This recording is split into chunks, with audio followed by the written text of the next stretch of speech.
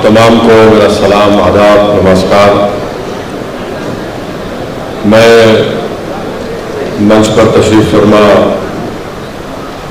कौमी चेयरमैन राष्ट्रीय ओबीसी महासंघ मोहतरम जनाब बबन राव तावाड़े साहब,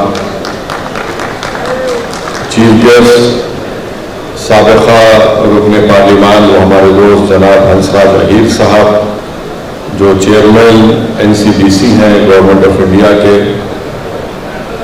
जनाब श्री केसना शंकर राव साहब, हमारे बुजुर्ग और हमारे खैरख्वाह मोहतरम जनाब जस्टिस बी ईश्वरिया साहब, जनाब अशोक जेटौड़े साहब जो नेशनल कोऑर्डिनेटर राष्ट्रीय ओबीसी महासंघ हैं, और जनाब जाजुला श्रीनिवास गौड़ साहब जो national president BC welfare association Telangana Andhra Pradesh है,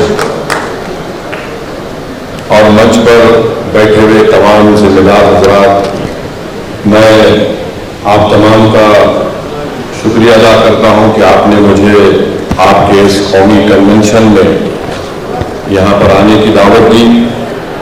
और मैं शुरुआत में ही आपको ये बताना चाहूँगा कि अभी जो 42 रेजोल्यूशन को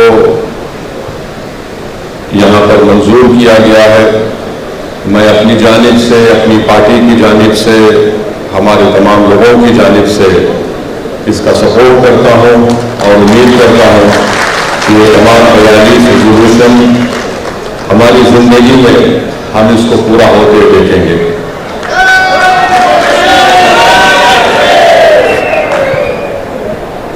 दूसरी बात मैं आपको ये बताना चाहूँगा कि मुझसे ये कहा गया कि हमारे शकील साहब जो महाराष्ट्र यूनिट के आपके जिम्मेदार भी हैं, कि मैं इन 4 पॉइंट्स पर कुछ बोलूँ कि एक तो कि गवर्नमेंट ऑफ इंडिया का सेंसस करवाए, दूसरा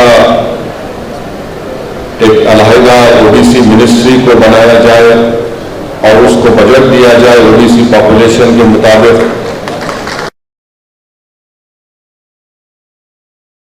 50% की जो सीलिंग है उसको खत्म करके उसको बढ़ाया जाए। तो मैं इन 4 चीजों पर यही बोलना चाहूंगा कि भारत सरकार के आंकड़े बताते हैं कि आज इस देश में, हमारे वतन अजीज में 22% अपर कास्ट लोगों के पास 41% देश की दौलत है। और उसमें ये भी आंकड़े ये बताते हैं कि टॉप 1% जिसके पास हाउस होल्ड्स हैं दौलत के एतबार से, उनके पास 25% मुल्क के पूरे एसेट्स हैं, और 5% जो टॉप के लोग हैं उनके पास 46% देश की दौलत है। तो इसलिए बहुत ज़रूरी है कि ये जो मांग की जा रही है कि ओबीसी का सेंसस हो, ये बहुत ज़रूरी है। और दूसरी बात ये है कि अभी बताया गया कि ओबीसी का पॉपुलेशन 52% है। मैं नहीं समझता कि 52% है, बल्कि ये 60% के ऊपर होगा। मगर अफसोस की बात यह है कि 52% को 27% के लिए लड़ना पड़ता है। माने 52% 27% के लिए लड़ेंगे, और जो 22% अपर कास्ट है उनको 50% कोटा दे दिया गया। तो ये सरासर नाइंसाफी है, और हम हुकूमत से डिमांड करते हैं कि वो इस पर गौर करें। इसीलिए बहुत जरूरी है कि कास्ट सेंसस हो, ताकि ये मालूम हो जाए कि इस कास्ट सेंसस में किसके पास कितनी दौलत है, किसको उसके हिस्से से महरूम कर दिया गया, और कितने लोगों को पब्लिक एम्प्लॉयमेंट में, एजुकेशन में उनको उनका हिस्सा मिला। जो राज्यसभा में भारत सरकार ने डेटा दिया है उसमें यह बताया गया कि 457 सर्विंग सेक्रेटरीज, ज्वाइंट सेक्रेटरीज और एडिशनल सेक्रेटरीज जो भारत सरकार में है, उसमें से 457 serving secretaries, joint secretaries, additional secretaries में सिर्फ 19 ओबीसी कैटेगरी के हैं। तो ये इसको सही करने की जरूरत है। तो इससे मालूम हुआ कि सिर्फ 12% उनको उनका हिस्सा मिले।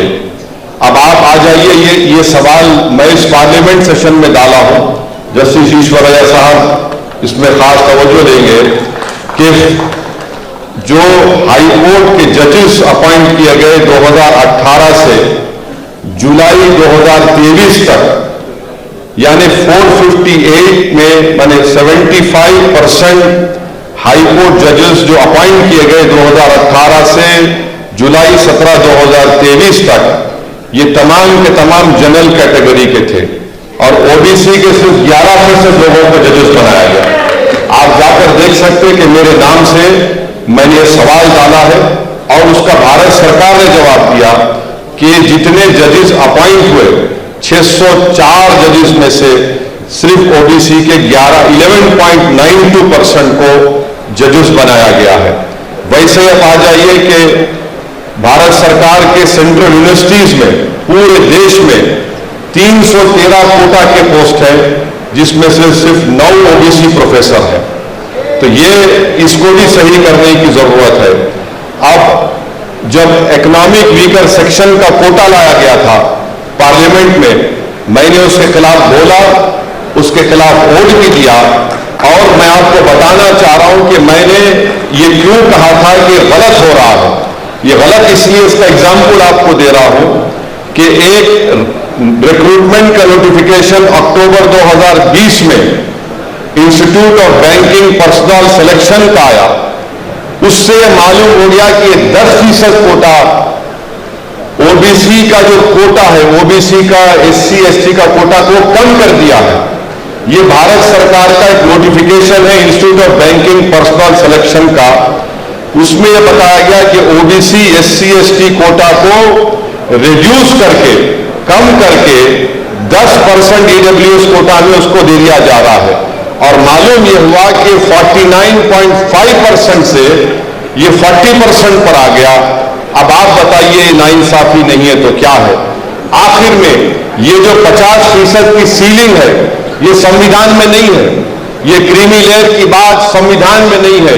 मैं बड़ी इज्जत के साथ कह रहा हूं कि ये बनाया गया है कोर्ट की तरफ से, ये इन्वेंशन किया गया है और अगर सरकार चाहे तो 50% कोटा को ब्रीच करना चाहिए, उसको बढ़ाना चाहिए और क्रीमी लेयर को भी सोचना चाहिए ये क्रीमी लेयर से कितना नुकसान होता है।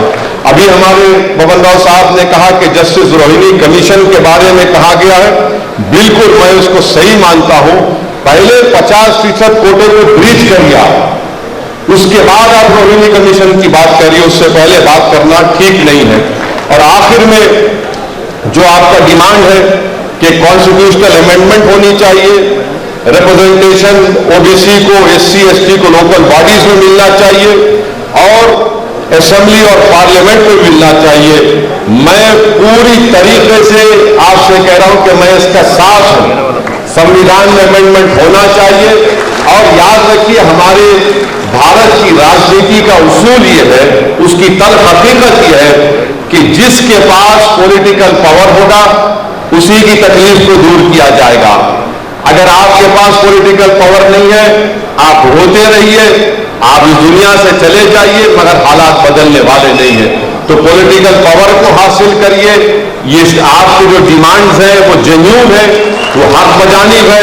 आप अपनी पॉलिटिकल ताकत को दिखाइए ताकि कोई भी पॉलिटिकल पार्टी हो, चाहे किसी भी पॉलिटिकल पार्टी हो, जो इस देश पर राज करना चाहती है, उनको आपको कहना पड़ेगा जो हमारे 42 बातों को मानेगा वो हमारे वोट का हकदार होगा।